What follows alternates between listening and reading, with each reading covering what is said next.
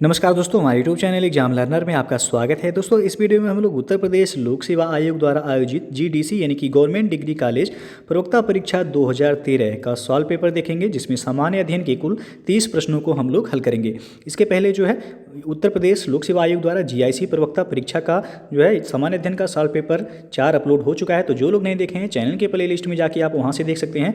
तो दोस्तों, वीडियो को लाइक शेयर कर दीजिएगा और चैनल को अभी तक आप सब्सक्राइब नहीं किए हैं तो चैनल को सब्सक्राइब कर लीजिएगा, बेल आइकन को प्रेस कर लीजिएगा, जिससे आने वाले अगले वीडियो का नोटिफिकेशन आपको पहले मिल जाए। और पीडीएफ टेलीग्राम चैनल पर मिल जाएगा। नीचे डिस्क्रिप्शन में टेलीग्राम का लिंक दे दिया गया है, वहाँ से ज्वाइन करके आप पीडीएफ को डाउनलोड कर सकते हैं। तो चलिए शुरू करते हैं। और दोस्तों, जो आपको बता दें कि आप यूपी के किसी भी एग्ज़ाम की तैयारी करना चाहते हैं तो आप अनअकैडमी से जुड़ के जो है आप तैयारी कर सकते हैं। यदि आप जो है सब्सक्रिप्शन लेते हैं तो आपको जो है डेली लाइव क्लासेस मिलेंगे, लाइव टेस्ट होगा, क्यूजेज होगा, स्ट्रक्चर कोर्सेज आपको अवेलेबल हैं, अनलिमिटेड एक्सेस होगा। यानी कि आप एक बार सब्सक्रिप्शन लेते हैं तो आप किसी भी कोर्स का जो है वीडियो आप देख सकते हैं और आप अपनी पसंद के सभी शिक्षकों के साथ मोबाइल में किसी भी समय और किसी भी जगह आप आसानी से पढ़ सकते हैं। और क्लास के बाद जो आपको क्लास नोट्स अवेलेबल कराए जाते हैं और कोर्सेज जो अवेलेबल हैं यूपीपीएससी के रिकॉर्डिंग आप देख सकते हैं। तो इसमें आपको यूपीपीसीएस का new foundation batch start every Wednesday bye top UPPCS educators, यानी कि आपको प्रत्येक बुधवार को यूपीपीसीएस का फाउंडेशन बैच स्टार्ट होता है, जिसमें आपको यूपीपीसीएस के टॉप एजुकेटर्स द्वारा पढ़ाया जाएगा। यूपीएसआई बैच है, बीईओ है, आरओ लेखपाल है, UP jail warder, TGT PGT है और many more UP state exam courses to be added सून।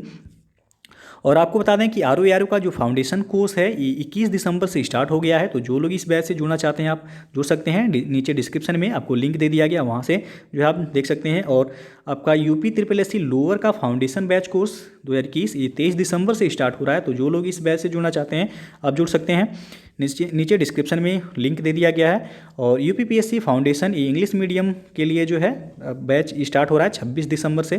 तो जो लोग इंग्लिश मीडियम में जो है पढ़ना चाहते हैं आप जुड़ सकते हैं इस बैच से। नीचे डिस्क्रिप्शन में इसका भी लिंक दे दिया गया है, वहाँ से आप जो है जाके देख सकते हैं। और इसमें आपको टॉप एजुकेटर्स द्वारा जो है यूपीपीएससी और यूपी SSSC के एग्ज़ाम की जो है तैयारी कराई जाती है। आप देख सकते हैं यहाँ पे टॉप एजुकेटर्स द्वारा आपको तैयारी करवाया जाएगा। और यहाँ जो है आप देख सकते हैं कि यदि आप सब्सक्रिप्शन लेते हैं तो 1 मंथ का सब्सक्रिप्शन आपको 1400 रुपये पड़ेगा। यदि आप हमारे रेफरल कोड यूज नहीं करेंगे तो 1400 रुपये देना होगा। यदि आप रेफरल कोड यूज करते हैं हमारा, आप देख सकते हैं यहाँ पे एग्जाम लर्नर, तो आपको 10% का जो है वहाँ पे डिस्काउंट दिया जाएगा। यानी 1 मंथ का 1400 रुपये पड़ रहा है। यदि रेफरल कोड यूज करते हैं तो आपको 1260 रुपये देना होगा। 3 मंथ का 3500 रुपये फीस है। रेफरल कोड यूज करेंगे तो 3150 रुपये पड़ेगा। 6 मंथ का 5600 रुपये है। आप रेफरल कोड यूज करेंगे तो आपको 5040 देना है। 1 साल का यानी कि 12 मंथ का 7000 रुपये है। रेफरल कोड यूज करते हैं तो आपको 6300 रुपये ही देना है। 24 मंथ यानी कि 2 साल का यदि आप सब्सक्रिप्शन लेते हैं तो आपको जो है 8400 रुपये फीस है। यानी कि रेफरल कोड यूज करने के बाद ये आपको 7560 रुपये में जो है ये कोर्स आपको मिल जाएगा। तो ये कोड जो है आप ज़रूर यूज कीजिएगा, एग्जाम लर्नर, जिससे आपको जो है 10% का डिस्काउंट मिल जाएगा। इसके लिए सबसे पहले आपको अनअकैडमी का लर्निंग ऐप इंस्टॉल करना होगा, उसके बाद आप जो है सब्सक्रिप्शन ले सकते हैं। तो दोस्तों, जो ये है आपका उत्तर प्रदेश जीडीसी यानी कि गवर्नमेंट डिग्री कॉलेज प्रवक्ता परीक्षा 2013 का पहला जो प्रश्न है पूछा गया था, निम्नलिखित पर विचार कीजिए। पहला है नींबू, दूसरा गाजर, तीसरा संतरा, चौथा मूली। उपर्युक्त में से कौन विटामिन सी के समृद्ध स्रोत हैं? तो इसका सही आंसर बताना है, कौन सा हो जाएगा। तो यहाँ जो सही हो जाएगा आपका नींबू और संतरा, ये सभी जो है विटामिन सी के समृद्ध स्रोत हैं। यानी कि सबसे ज़्यादा विटामिन सी नींबू और संतरा में पाया जाता है। तो 1 और 3 यानी कि विकल्प सी आपका यहाँ सही हो जाएगा। विटामिन सी का रासायनिक नाम जो होता है वह एस्कॉर्बिक अम्ल है। शरीर में इसकी कमी से स्कर्वी रोग हो जाता है। आंवला हो गया, नींबू, संतरा, ये सभी जो है इसके यानी कि विटामिन सी के समृद्ध स्रोत हैं। दूसरा प्रश्न देखते हैं हम, निम्नलिखित कथनों में से कौन सा सही नहीं है? तो 4 ऑप्शन दिए गए हैं, इसमें कौन सा ऑप्शन सही नहीं है ये आपको बताना है। तो यहाँ जो डी ऑप्शन लिखा गया है कि सभी पौधे नाइट्रोजन का उद्ग्रहण सीधे वायुमंडल से कर सकते हैं, तो ये ऑप्शन जो है आपका सही नहीं है। क्योंकि जो है आपका जो दिया गया है पहला ऑप्शन, पौधे स्टार्च के रूप में भोजन का सेचन करते हैं, बिल्कुल सही है। आलू का खाद्य योग्य भाग स्तंभ कंद होता है, ये भी सही है। गन्ने के पौधों में शर्करा का संचयन तने में होता है। तो तीनों ही यानी कि A, B, C तीनों ऑप्शन सही हैं। डी विकल्प आपका सही नहीं है। सभी पौधे जो है नाइट्रोजन का उद्ग्रहण सीधे वायुमंडल से नहीं कर सकते। ऐसा इसलिए है क्योंकि नाइट्रोजन स्वयं अपरिवर्तनीय है और प्रोटीन बनाने के लिए हरे पौधे द्वारा इसका उपयोग सीधे नहीं किया जा सकता है। प्रकृति या वातावरण में उपस्थित नाइट्रोजन यह वर्षा द्वारा मिट्टी में प्रवेश करता है, जो मिट्टी में उपस्थित नाइट्रीफाइंग बैक्टीरिया द्वारा अमोनिया व नाइट्रेट में परिवर्तित हो जाता है। इस प्रकार पौधे सामान्यतः अमोनिया व नाइट्रेट के रूप में नाइट्रोजन का उद्ग्रहण करते हैं। किस रूप में? तो या तो अमोनिया के रूप में या फिर जो है नाइट्रेट के रूप में ये नाइट्रोजन का उद्ग्रहण करते हैं। तो डी ऑप्शन आपका यहाँ सही नहीं है। तीसरा प्रश्न है, निम्नलिखित ग्रहों में से किसको सुबह का तारा तथा संध्या का तारा भी कहा जाता है? तो ये आप सबको पता होगा, शुक्र ग्रह है। शुक्र ग्रह को जो है सुबह का तारा या भोर का तारा या संध्या का तारा भी कहा जाता है। शुक्र भले ही सूर्य के सबसे निकट ग्रह नहीं है, किंतु यह सबसे गर्म ग्रह है। याद रखिएगा, सबसे गर्म ग्रह यदि पूछा जाएगा तो वह कौन सा है? शुक्र ग्रह है। इसमें green house gas, carbon dioxide और सल्फ्यूरिक अम्ल से बने बादलों से भरा एक मोटा वातावरण है, जिससे गैस गर्म रहती है और शुक्र ग्रह को गर्म रखती है। शुक्र का आकार लगभग पृथ्वी के समान है, इसी कारण इसे पृथ्वी की जुड़वा बहन भी कहा जाता है। शुक्र जो है अन्य ग्रहों से भिन्न है क्योंकि यह पृथ्वी और अन्य ग्रहों के विपरीत सूर्य की परिक्रमा पूर्व से पश्चिम दिशा में करता है। तो दो ग्रह ऐसे हैं, अरुण और शुक्र, दो ग्रह ऐसे हैं जो विपरीत सूर्य की परिक्रमा करते हैं, यानी कि ये पूर्व से पश्चिम दिशा में परिक्रमा करते हैं। बाकी सभी ग्रह जो है वह पश्चिम से पूर्व दिशा में परिक्रमा करते हैं। तो ये प्रश्न भी पूछा जाता है, तो याद रखिएगा, शुक्र और अरुण दो ग्रह ऐसे हैं जो कि सूर्य का परिक्रमा वह पूर्व से पश्चिम दिशा में करते हैं।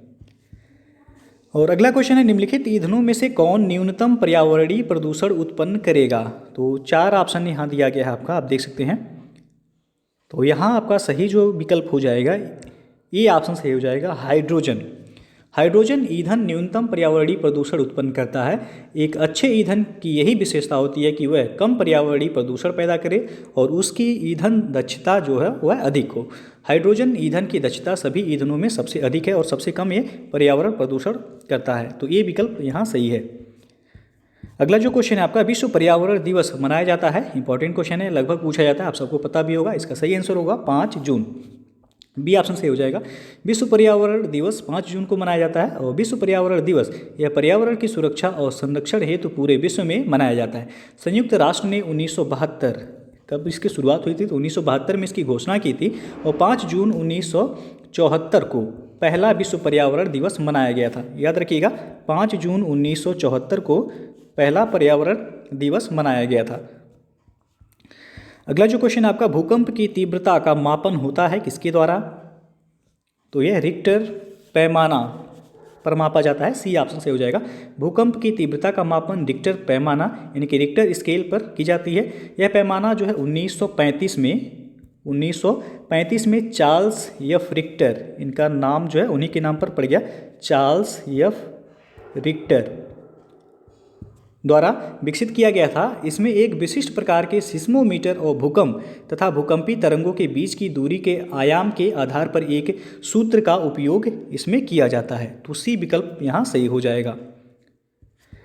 अगला जो क्वेश्चन आपका, सिंधु नदी का उद्गम है, तो यह है कैलाश श्रृंखला। डी ऑप्शन सही हो जाएगा। तात्कालिक खोजों एवं रिमोट सेंसिंग सैटेलाइट इमेज के आधार पर यह पता चला है कि सिंधु नदी का उद्गम स्थल तिब्बत स्थित कैलाश पर्वत से है और यह नदी तिब्बत से निकलकर कश्मीर तथा पाकिस्तान होते हुए अरब सागर में मिल जाती है। सिंधु नदी कहाँ मिलती है? तो यह अरब सागर में जाकर के मिल जाती है। उद्गम याद रखिएगा कैलाश पर्वत श्रृंखला है। अगला जो क्वेश्चन आपका, विश्व का सबसे बड़ा महासागर कौन सा है? तो यह हो जाएगा प्रशांत महासागर। बी विकल्प से हो जाएगा। विश्व का सबसे बड़ा महासागर वह प्रशांत महासागर है, जो कि 165.2 मिलियन वर्ग किलोमीटर में फैला हुआ है और इसने पृथ्वी के लगभग 30%, कितना? तो 30% से अधिक भूभाग को आच्छादित किया है। और प्रशांत महासागर दक्षिण महासागर, एशिया, ऑस्ट्रेलिया और पश्चिमी गोलार्ध के बीच में स्थित है। इसकी औसत गहराई जो है वह 13,125 फीट है। कितना है? 13,125 फीट इसकी औसत गहराई है। तो बी विकल्प से हो जाएगा। सबसे बड़ा महासागर कौन सा है? प्रशांत महासागर। अगला क्वेश्चन है आपका, निम्नलिखित में से किसने सितंबर 2014 में अफगानिस्तान के राष्ट्रपति का पदभार संभाला था? तो ये जो है करेंट अफेयर्स का क्वेश्चन था उस समय का। तो इसका सही आंसर हो जाएगा ऑप्शन ए, अशरफ गनी अहमद जई। अशरफ गनी अहमद जई ने अफगानिस्तान के राष्ट्रपति के रूप में 2014 में कार्यभार ग्रहण किया था और वर्तमान समय में भी जो है वो अफगानिस्तान के राष्ट्रपति हैं और यह पद उन्होंने हामिद करजई के स्थान पर ग्रहण किया था। तो ये विकल्प जो है सही हो जाएगा। अगला क्वेश्चन है आपका, 2014 फुटबॉल विश्व कप का आयोजन अधोलिखित में से किस देश में किया गया था? यानी कि 2014 फुटबॉल फीफा विश्व कप जो है एक कहाँ आयोजित किया गया था 2014 में? करेंट अफेयर्स का क्वेश्चन था। तो यह ब्राज़ील में आयोजित किया गया था। सी विकल्प से हो जाएगा।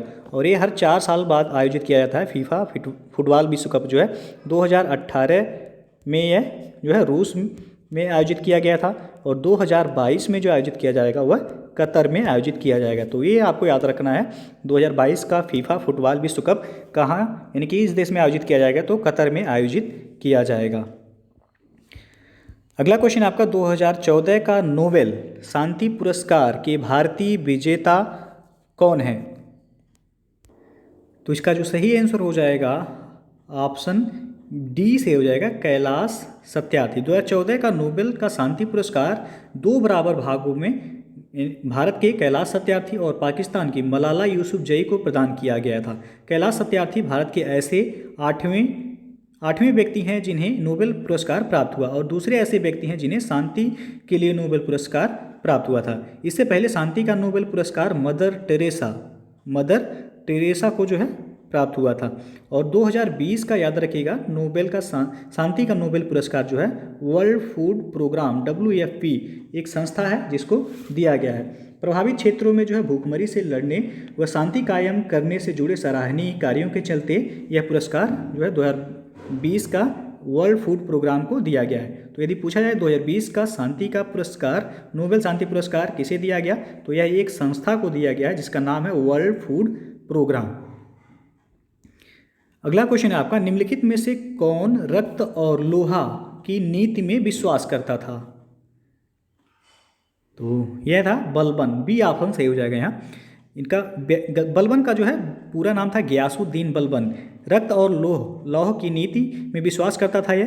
गयासुद्दीन बलबन गुलाम वंश का सुल्तान था और बलबन को ख्वाजा जमालुद्दीन बसरी नाम का एक व्यक्ति खरीद कर जो है 1232 से 33 ईस्वी में दिल्ली लाया था और इल्तुतमिश ने ग्वालियर को जीतने के बाद बलबन को खरीद लिया था। अपनी योग्यता के कारण ही बलबन इल्तुतमिश के सबसे नज़दीक जो है पहुंच गया था। तो यहाँ बी ऑप्शन से हो जाएगा, रक्त और लौह की नीति ही बलबन जो है शुरू किया था। और जो है नौरोज प्रथा, ये भी जो है पूछा जाता है। नौरोज, सिजदा और पाबोस प्रथा, ये सभी बलबन के द्वारा शुरू किया गया था।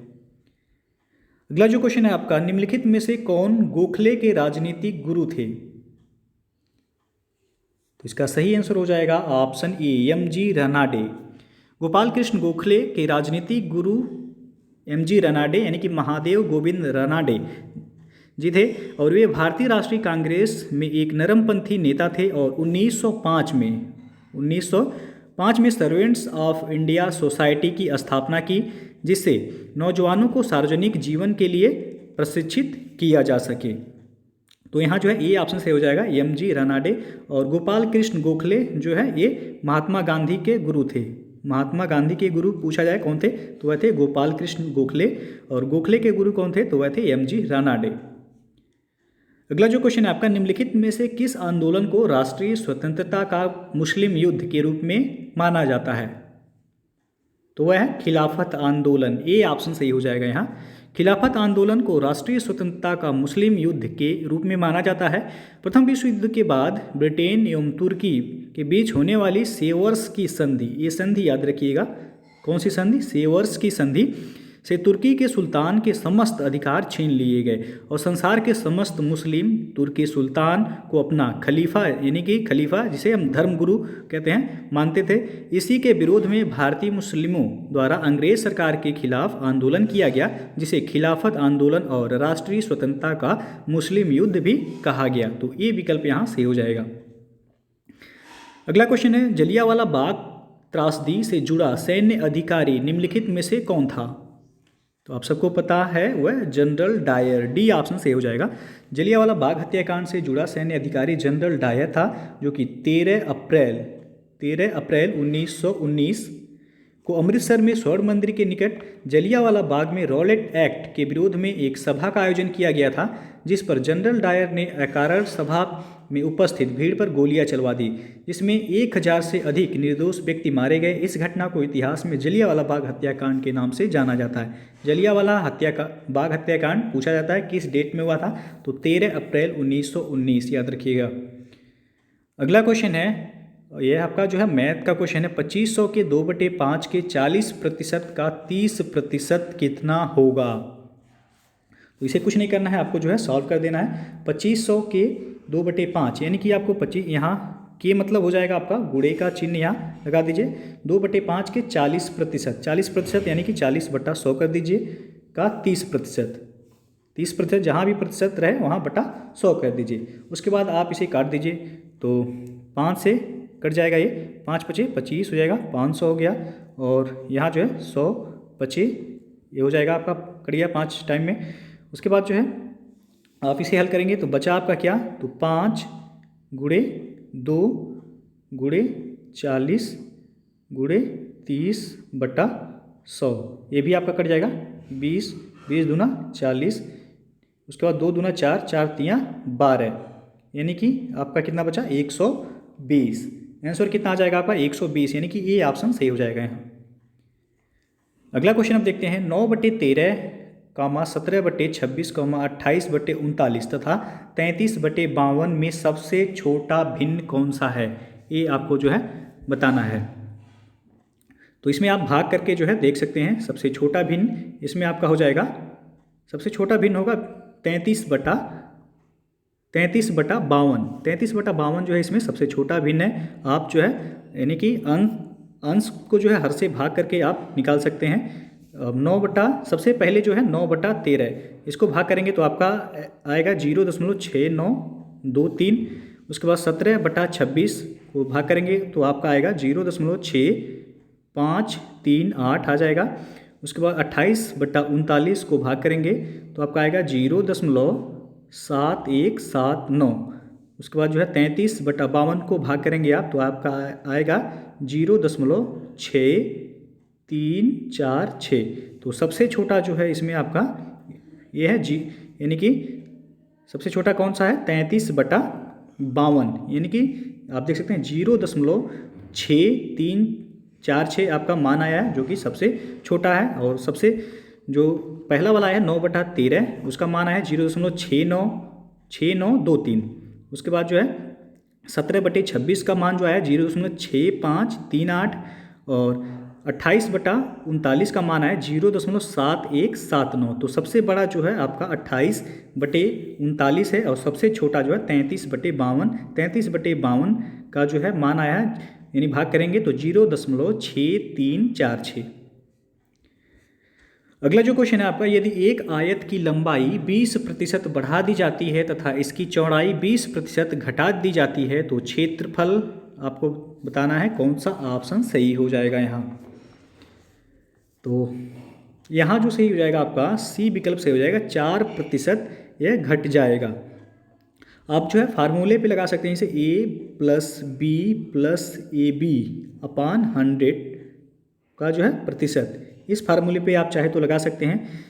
तो आप जो है 20 यानी कि 20% बढ़ाया जाता है, 20% घटाया जाता है, 20 - 20 माइनस जो है ये 20 × 20 × 20 यानी कि AB/, जो है 100। तो इसे हल करेंगे तो आपका 20, ये आपका 0 हो गया और ये बचा जो 20 से आप 20 में 20 का गुणा करेंगे 400 हो जाएगा, माइनस का चिन्ह यहाँ है आपका, और ये 100, तो 4 बार में कट जाएगा -4, यानी कि 4% की कमी हो जाएगी। तो सी ऑप्शन सही हो जाएगा यहाँ। और अगला क्वेश्चन है आपका, यदि 1 से 100 तक सभी संख्याएं लिखी जाएं तो अंक 5 का उपयोग कितनी बार किया जाएगा। तो आप चाहे तो 1 से 100 तक लिख सकते हैं, ऐसे में जो है टाइम आपका बहुत लग जाएगा। तो 1 से 100 तक की सभी संख्याएं लिखने पर जो है जो अंक यानी कि 5 से बनी होंगी, उसी में 5 आएगा आपका। तो 5 हो गया, 15 हो गया, 25, 35, 45, 50, 51, 52, यानी कि 50 से लेके 59 तक, जिसमें आपको ध्यान रखना है 55 में जो है 2 बार 5 आया है, उसको भी आपको 2 बार 55 में काउंट करना है। उसके बाद आपका आ जाएगा 65, फिर 75, फिर 85, फिर 95। तो कुल जो है 1 से 100 तक आप कुल संख्या यदि लिखते हैं तो उसमें आपका 5 जो है कुल 20 बार आएगा। कितना बार? 20 बार, यानी कि डी ऑप्शन सही हो जाएगा। याद रखिएगा, काउंट करते समय 55 को 2 बार काउंट कीजिएगा, क्योंकि पूछा गया है 5 संख्या का उपयोग कितनी बार किया गया है। तो 50, 51, 52, 50 से लेके 59 तक 5 तो सभी में है, लेकिन 55 जो है उसमें 2 बार 5 है, तो कुल 20 बार जो है 5 लिखा जाएगा। डी ऑप्शन सही हो जाएगा यहाँ। अगला जो क्वेश्चन है आपका, निम्नलिखित में से कौन सही सुमेलित नहीं है? ऑप्शन आप देख सकते हैं यहाँ पे। तो सबसे पहला जो है भारतीय विदेशी व्यापार संस्थान नई दिल्ली, बिल्कुल सही है। भारतीय विदेशी व्यापार संस्थान कहाँ है? नई दिल्ली में है। बी दिया गया प्रधानमंत्री ग्राम सड़क योजना, चंद्रशेखर। तो प्रधानमंत्री ग्राम सड़क योजना यह 25 दिसंबर 2000 से प्रधानमंत्री अटल बिहारी वाजपेयी के शासनकाल में आरंभ की गई थी, न कि जो है चंद्रशेखर के शासनकाल में। तो ये आपका जो है सुमेलित नहीं है, बी ऑप्शन सुमेलित नहीं है। बाकी और भी ऑप्शन देख सकते हैं आप। राष्ट्रीय ग्रामीण विकास संस्थान कहाँ है? हैदराबाद में है, बिल्कुल सही है। विक्रम साराभाई अंतरिक्ष केंद्र कहाँ है? तिरुवनंतपुरम, केरल में है यह। तो बाकी सभी सही है, बी ऑप्शन आपका सुमेलित नहीं है। अगला क्वेश्चन है आपका, भारतीय जनगणना 2011 के अनुसार भारत के निम्नलिखित राज्यों में से किसमें लिंगानुपात सबसे कम है? याद रखिएगा, 2011 जनगणना के अनुसार पूछा जा रहा है। तो यह है हरियाणा, सी ऑप्शन से हो जाएगा। भारतीय जनगणना 2011 के अनुसार भारत के हरियाणा राज्य में सबसे कम लिंगानुपात है। हरियाणा का लिंगानुपात कितना है? तो 879, यानी कि 1000 पुरुषों पर कितनी महिलाएं हैं? तो 879 महिलाएं हैं। इसके बाद जो है जम्मू कश्मीर का स्थान था, लेकिन जम्मू कश्मीर अब जो है आपका राज्य नहीं होकर बल्कि जम्मू कश्मीर और लद्दाख को 2 नए केंद्र शासित प्रदेश बनाए गए हैं। तो अब डाटा जो है चेंज हो जाएगा। जम्मू कश्मीर का लिंगानुपात था 889 था, और पंजाब का उसके बाद नंबर है 895 लिंगानुपात। तो याद रखिएगा, सबसे कम 2011 जनगणना के अनुसार हरियाणा में जो है लिंगानुपात था। वर्तमान में जो है रेशियो बढ़ गया है। 2021 का जो जनगणना होगा उसमें देखिएगा इसमें काफ़ी सुधार हुआ है हरियाणा राज्य में। अगला जो क्वेश्चन है आपका, निम्नलिखित में से किस पंचवर्षीय योजना में भारत की विकास दर सर्वाधिक हुई थी? तो यह है आपका 11वीं पंचवर्षीय योजना, यानी कि डी ऑप्शन सही हो जाएगा। 11वीं पंचवर्षीय योजना में भारत की विकास दर सर्वाधिक हुई थी, और 11वीं पंचवर्षीय योजना की योजनावधि जो रही थी 2007 से लेकर के 2012 के मध्य थी, जिसमें प्रतिवर्ष 9% सकल घरेलू उत्पाद यानी कि जीडीपी की वृद्धि दर निर्धारित की गई थी, जिसे संशोधन के बाद घटाकर कितना कर दिया गया था? तो 8.1% किया गया था, और बाद में यह 8% सकल घरेलू उत्पाद की वृद्धि प्राप्त की थी। तो डी विकल्प सही हो जाएगा यहाँ। अगला जो क्वेश्चन है आपका, स्वर्ण जयंती ग्राम स्वरोजगार योजना, जिसे शॉर्ट फॉर्म में SGSY कहा जाता है, को लागू किया गया था किस वर्ष? तो यह 1999 में लागू किया गया था, बी विकल्प से हो जाएगा। स्वर्ण जयंती ग्राम स्वरोजगार योजना की शुरुआत अप्रैल 1999 में की गई थी, और इस योजना का मुख्य उद्देश्य गरीबी रेखा से नीचे जीवन यापन करने वाले ग्रामीण परिवारों को स्वयं सहायता समूहों के संगठन, प्रशिक्षण, ऋण, प्रौद्योगिकी और बाजार से जोड़कर स्वरोजगार प्रदान करना था।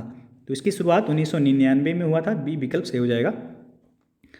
और अगला जो क्वेश्चन है, सूची 1 को सूची 2 के साथ मिलान करना है और कूट के माध्यम से बताना है कौन सा विकल्प सही हो जाएगा। यहाँ आप देख सकते हैं यहाँ पे, तो इसे तो चलिए जो है हम ऐसे ही बता दे रहे हैं, इसको दिखेगा नहीं ऐसे पूरा।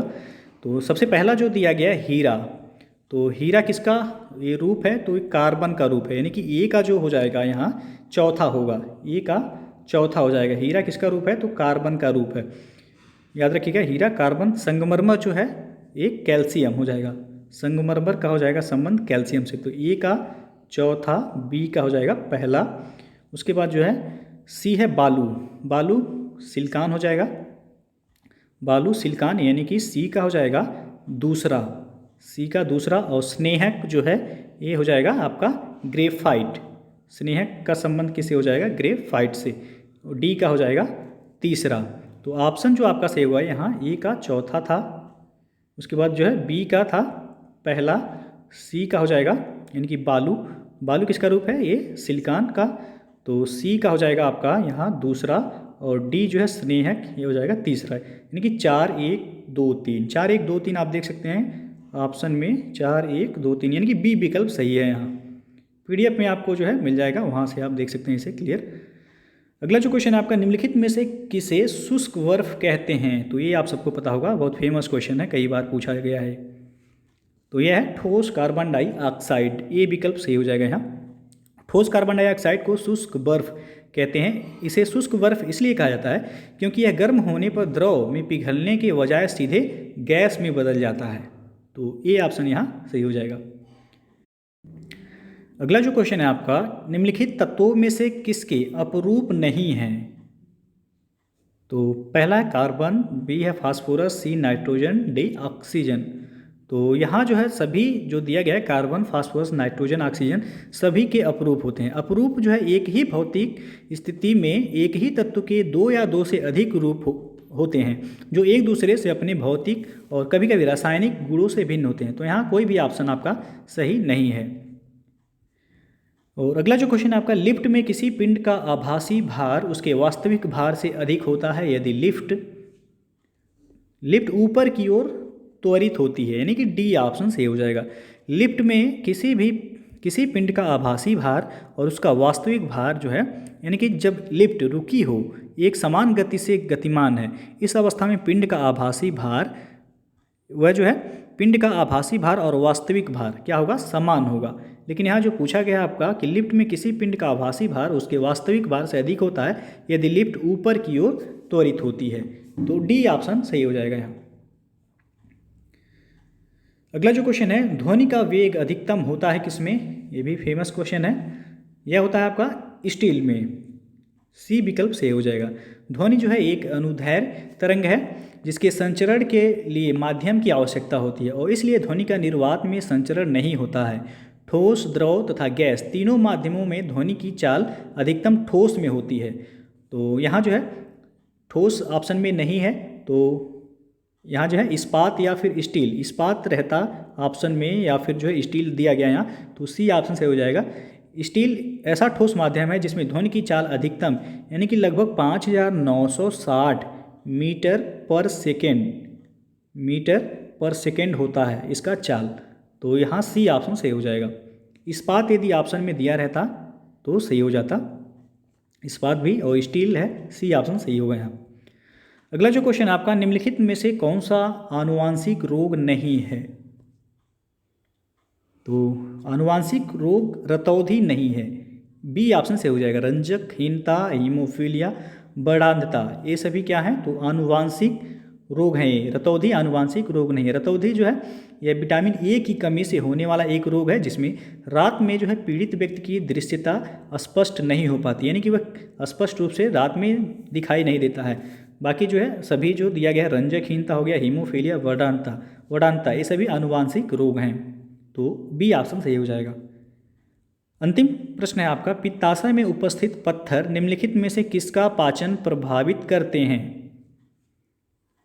तो ये वसा का पाचन प्रभावित करते हैं। पित्ताशय वसा का इमल्सीकरण करता है, अतः इसमें उपस्थित पत्थर या वसा के पाचन को प्रभावित करेगा, तो ये ऑप्शन सही हो जाएगा। पित्ताशय थैली में जो है पित्त रस संग्रहित होता है जो यकृत में बनता है, और जब यह रस छोटी आंत में प्रवेश करता है तो वसा में घुलनशील विटामिन जैसे कि विटामिन ए, डी, ई के पाचन में मदद करता है। और पित्ताशय में पत्थर तभी बनता है जब पित्त परिवहन प्रक्रिया में असंतुलन हो जाता है, तो यहाँ ए विकल्प सही हो जाएगा कि पित्ताशय में उपस्थित पत्थर निम्नलिखित में से किसका पाचन प्रभावित करते हैं, तो यह वसा का पाचन प्रभावित करते हैं।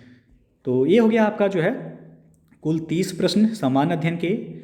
तो यदि वीडियो पसंद आया हो तो लाइक शेयर कर दीजिएगा, और चैनल को अभी तक आप सब्सक्राइब नहीं किए हैं तो चैनल को सब्सक्राइब कर लीजिएगा, साथ में बेल आइकन को प्रेस कर लीजिएगा जिससे आने वाले सभी वीडियो का नोटिफिकेशन आपको पहले मिलता रहे। इसी तरह आपको जो है उत्तर प्रदेश लोक सेवा आयोग द्वारा GDC हो गया यानी कि गवर्नमेंट डिग्री कॉलेज प्रवक्ता, और GIC गवर्नमेंट इंटर कॉलेज प्रवक्ता, सभी के जो है आपको प्रीवियस ईयर प्रश्नों को जो है हल कराया जाएगा। तो ज़रूर आप लोग देखिएगा। वीडियो को पूरा देखने के लिए बहुत बहुत धन्यवाद।